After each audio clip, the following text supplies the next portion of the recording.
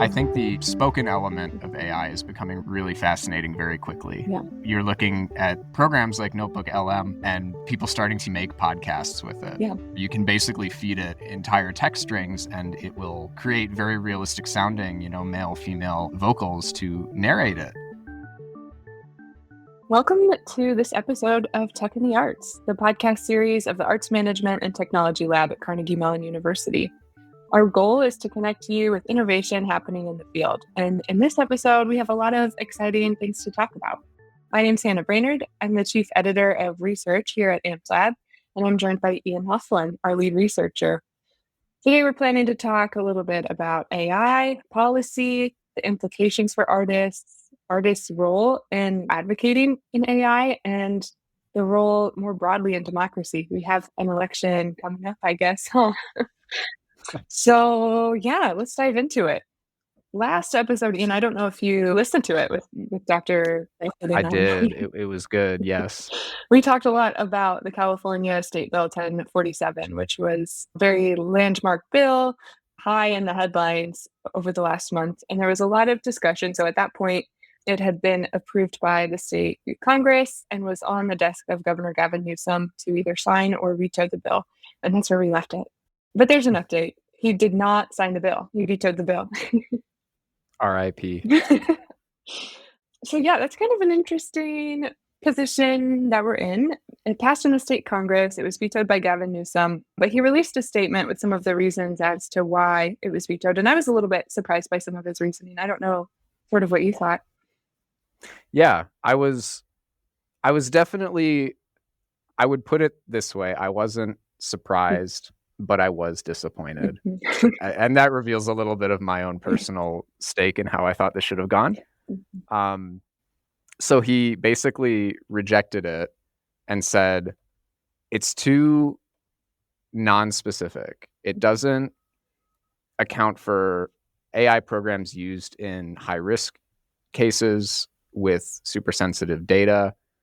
And one of the biggest things that struck me was that he basically said it only targets large models.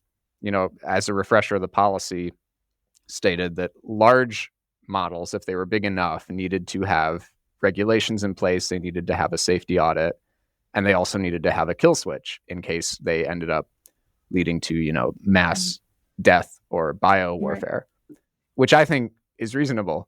Right. But one of his biggest retorts was basically, well, it's only targeting the big guys. What if there's a super dangerous small guy? Which is a fair response, but it does beg the question of, well, if that's the case, is nothing better than something? So that was definitely one flag that was raised for me. Yeah. The other thing that it would have done was establish a state body to regulate these going forward, which I think for some of the big regulation supporters is probably the bigger disappointment there. Just the fact that this really would have been the first major policy to pass anywhere in the US that does anything to regulate AI. And I think using it as using it as like a starting point. California in particular. Exactly. Yeah. Mm-hmm. And California is home to, it said 32 out of 50 of the top AI companies in the world. So this is not unprecedented that California would create some kind of legislation like this that would become a model, within the United States and internationally even. This is a landmark sort of bill. It's fitting. And I would wonder if part of his worry too, beyond the influence of larger AI companies in politics and elections and potentially in donating to him and also supporting parts of the California economy, is I would worry about sort of the Tesla effect, where if you start to regulate us, we can simply move to Texas. Yeah. So I would wonder how easy that is to do with servers and data farms and all of that infrastructure for AI companies. But I'm sure that would be a possibility that was probably threatened behind closed doors at some point. Yeah. And, his statement said that this isn't a closed book. They are planning to continue to investigate what the best model would look like to regulate AI. I have to pull a quote here from his statement. ultimately, any framework for effectively regulating AI needs to keep pace with the technology itself. So, I guess continued research and seeing what happens next. Mm-hmm. Yeah, and I can't disagree with that either, Mm-hmm. because obviously it's better to have more nuanced policy than blunt force policy, but there is a Well said. question of, if we're going to keep reiterating our regulations, when are we actually going to pull the trigger to do something? Yeah. So it's back up in the air. The policy is not going to happen. I took my moment of silence for it earlier. But we're back to square one for a lot of people. Yeah.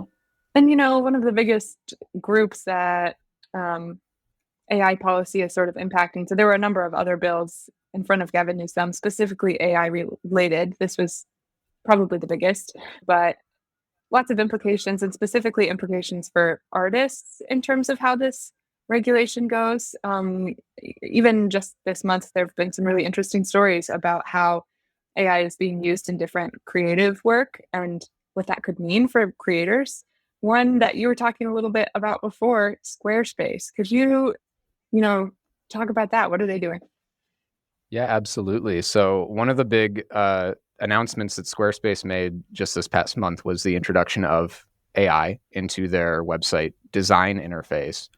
And it's basically allowing you to use text generation to better curate how you end up designing a website. So instead of picking from pre-made templates, they have sort of a curation model built into the technology that you can interact with, like a LLM type of engine.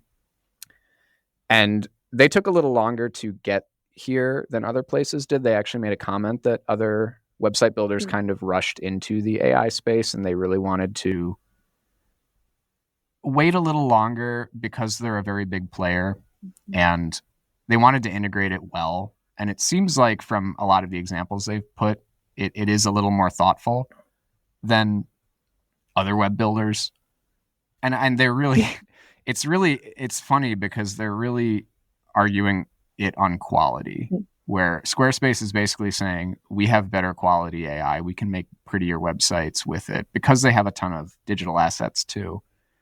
And it even though it is trained using AI, it feels bespoke. And that's sort of the offering that they're giving to people, is that it allows you to really build your own bespoke website, even though you're using a model, for instance. Well, and that's a really interesting aspect of it. Working with so many different smaller nonprofits in particular, the ability to make some of those edits to your own website independently would be a huge benefit. Definitely. Yeah, and it's always a give and take, right? Because on the one hand, it's like, this is great for nonprofits, small budgets. You can finally take a lot more control over your website. On the other hand, you don't end up contracting with the web builder, right? So I do think that this is probably a net positive in the end, because it just increases access to that knowledge and that ability for a lot of people. But it was definitely just striking to see AI encroach in that realm among all the other realms that it's going into. Yeah. It really is starting to be everywhere at this point. That's true. And another one that I'm almost hesitant to say it here on our podcast, Google Notebook LM went viral this month. So it's originally created for the purposes of research and summarizing large sets of data. So you can have up to 50 different sources, if it's documents or websites or videos or audio clips, slideshows even. So all sorts of different types of files that you can input and then get an overview of the material and an audio overview. So one went viral this month that sounded, fairly realistic and like summarized information pretty quickly, which is interesting. Yeah, definitely. I think the spoken element of AI is becoming really fascinating very quickly. Yeah. You're looking at these types of programs like Notebook LM and people starting to make podcasts with it. Yeah.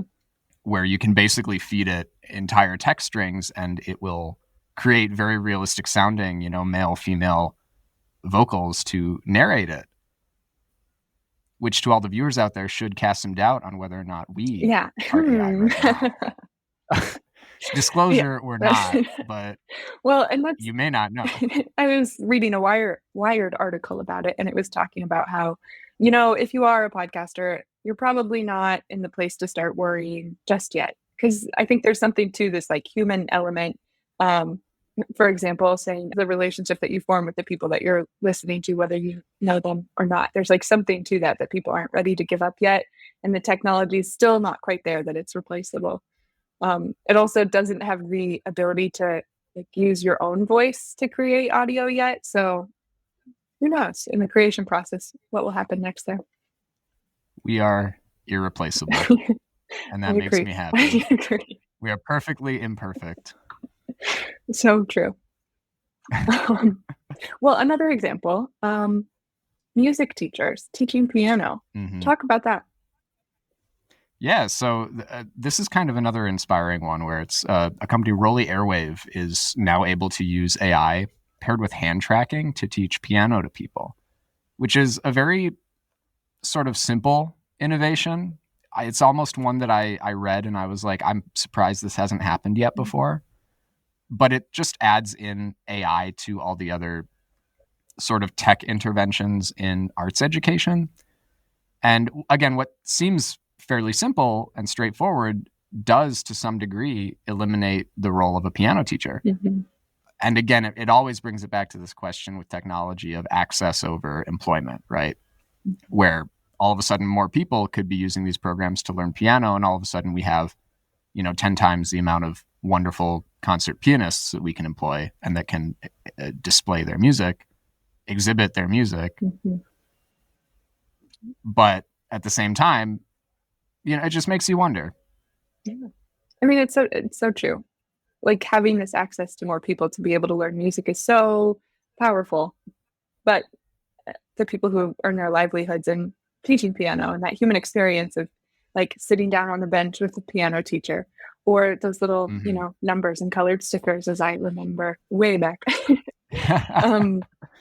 Yeah. So there's something to that balance of, Yeah.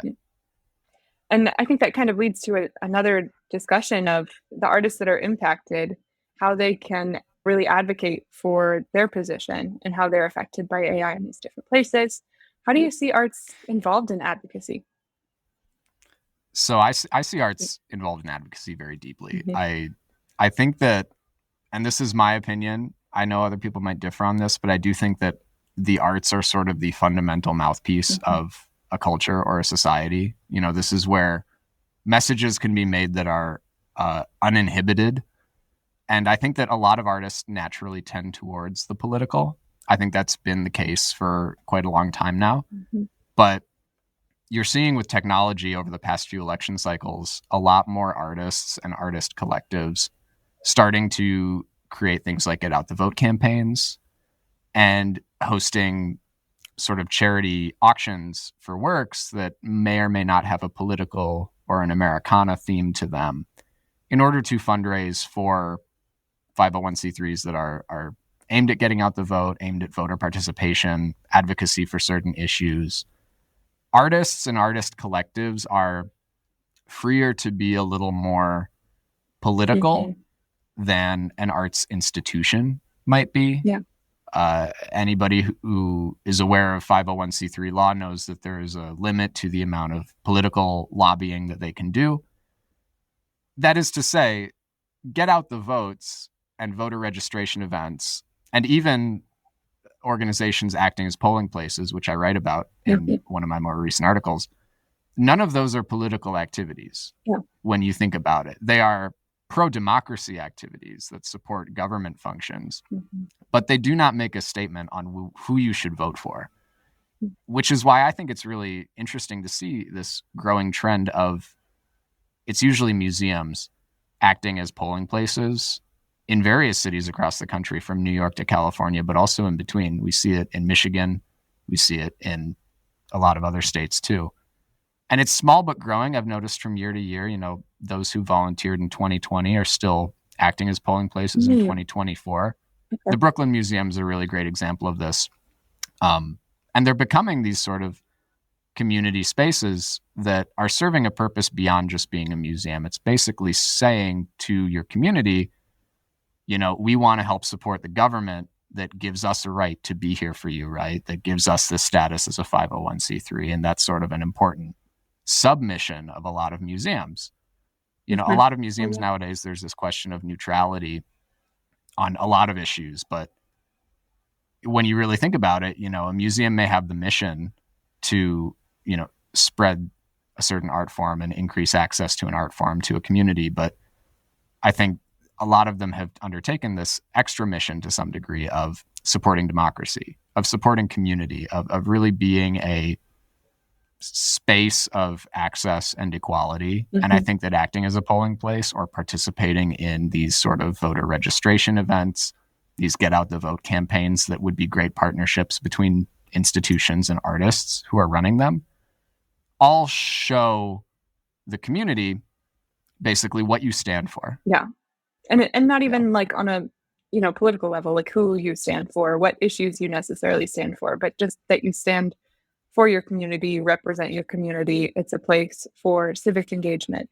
Yeah, that's really interesting. And not only does that like benefit the community, it also gets people in the doors of your institution. Exactly. It's a win-win. Ultimately beneficial for all.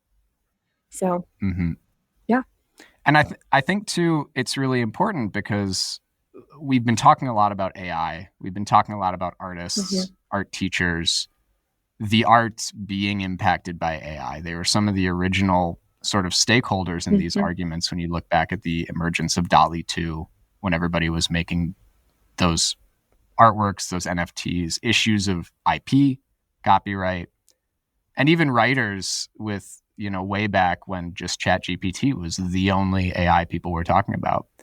The arts really have a central position to play in this discussion. And I think it's really important for artists to be aware of that, but also to know how to advocate. And so that's where I think participating in these kind of get out the vote campaigns, really trying to reinforce democracy in order to create a voting environment and a participatory environment where people are able to express concerns over the rise of AI, because it's not just affecting artists now, it's affecting website designers, it's affecting podcasters.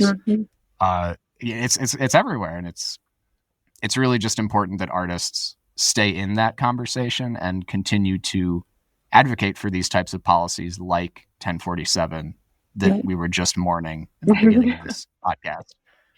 Because there will be more going forward, on state levels, hopefully on federal levels. And it's going to be really exciting to see where that regulation goes. Yeah, absolutely. I mean, we're, very close to a significant election. And I think, when we think about it, we think of the federal election.